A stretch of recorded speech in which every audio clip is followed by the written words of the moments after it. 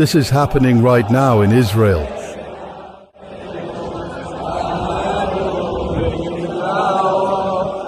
Why are there so many people at this moment in Jerusalem?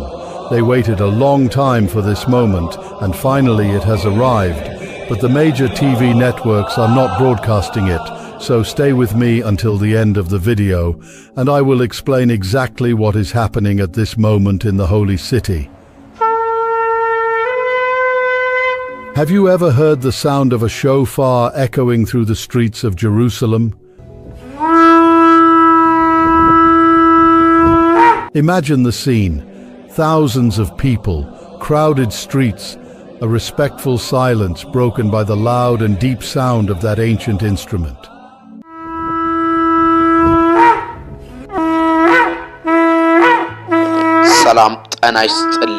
This sound is not just music, it is a call that crosses centuries.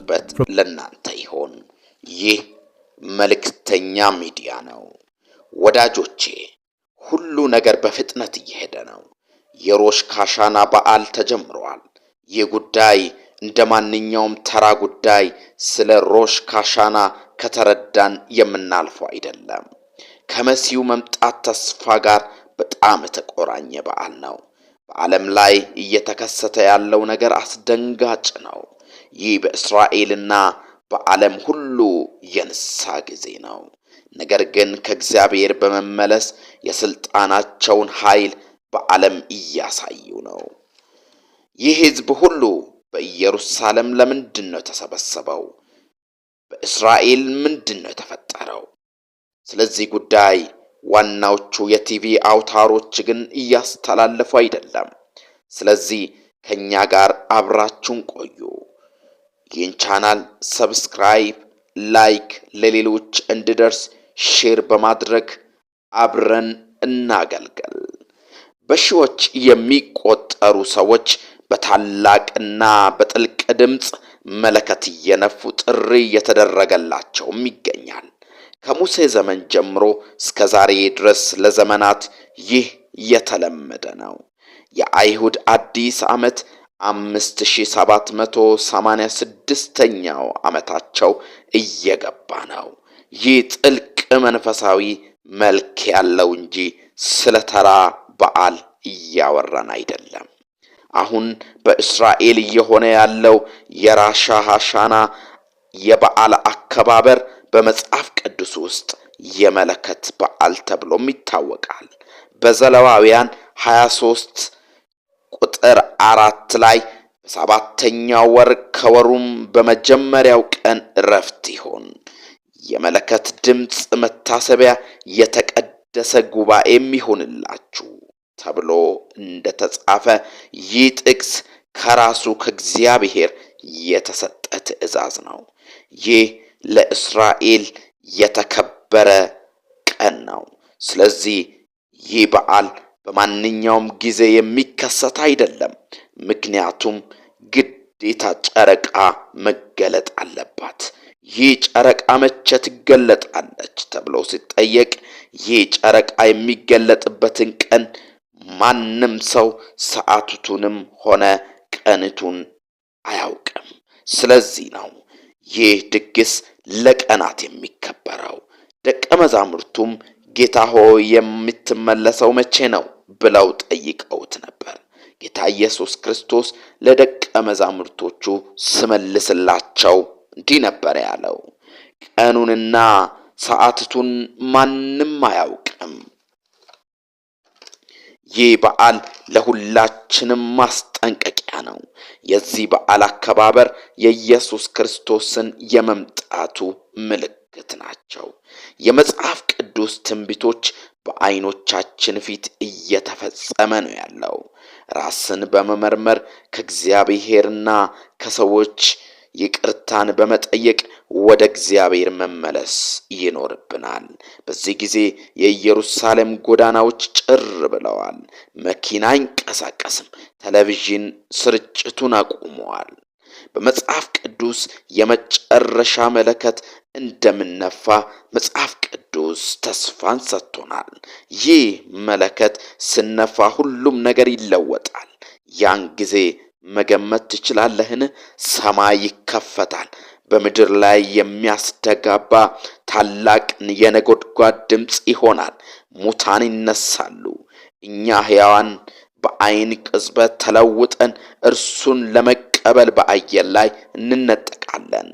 ይህ ቅዠት አይደለም፣ አፈ ታሪክ አይደለም፣ ተረትም አይደለም።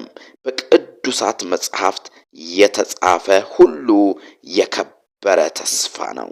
በማቴዎስ ወንጌል ምዕራፍ 24 ቁጥር 31 ላይ የሰው ልጅም በኃይልና በብዙ ክብር በሰማይ ደመና ሲመጣ ያዩታል፣ መላእክትንም ከታላቅ መለከት ድምፅ ጋር ይልካቸዋል፣ ከሰማያትም ዳርቻ እስከ ዳርቻ ከአራቱም ነፋሳት ለእርሱ የተመረጡትን ይሰበስባል ተብሎ ተጽፏል። ዛሬ በኢየሩሳሌም የሚሰማው ያው ድምፅ በመላው ምድር ላይ ለሚሰማው ድምፅ ምልክት ነው። አሊያም ዝግጅት እያደረጉ መሆኑን የተሰወረ ሊሆን አይገባም። ተዘጋጅተን ጌታችንንና መድኃኒታችንን እንጠብቅ።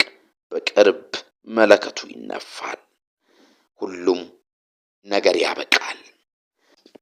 በቻናላችን የሚተላለፈው ፕሮግራም ቀድሞ እንዲደርሳችሁ ሰብስክራይብ፣ ላይክ፣ ሼር በማድረግ አብራችሁን የጌታን ሥራ እንድናገለግል እንድንሰራ አደራ ማለት እንፈልጋለን። እግዚአብሔር ይባርካችሁ። And silence for them is an eternity of free access to the Father for us. And yet, we must not lose respect, reverence, and holy fear before God. Here is something extraordinary. When the high priest entered the Holy of Holies, he carried the blood of the sacrifice on behalf of the people. When Jesus entered the heavenly Holy of Holies, he carried his own blood, not for just one people, but for all of humanity. Not once a year, but once for all. Hebrews 10:14 declares, "For by one sacrifice he has made perfect forever those who are being made holy." My friend, do you understand what this means? The sound of the shofar today in Israel is a call to reflection, but for us it is a reminder of what has already been achieved. It is an invitation not to live as distracted, but as those who know that time is fulfilling. And do you know what is most incredible? Each blow of the shofar is like an echo that crosses generations, saying, "Prepare yourself, the King is returning." Now I want to call you to act in a very special way. If you believe that the King is returning, if you understand that the sound of the trumpet is real and that Jesus' return is closer than ever, write this faith statement in the comments. I am waiting for God's trumpet sound. Write this as a declaration, as a cry of faith, as someone who is alert, vigilant, and prepared for the great day. Because while the world lives distracted, we choose to live awake. So my friend, after walking together through this extraordinary time, looking at Israel, the scriptures, and the eternal promises, we come to the end of this reflection. The shofar that echoes in Jerusalem today is more than tradition, it is living prophecy. It reminds us that time is short, life is brief, but the promise is eternal. The simple and profound question for you is, when the trumpet sounds in heaven, will you be ready to meet the King face to face?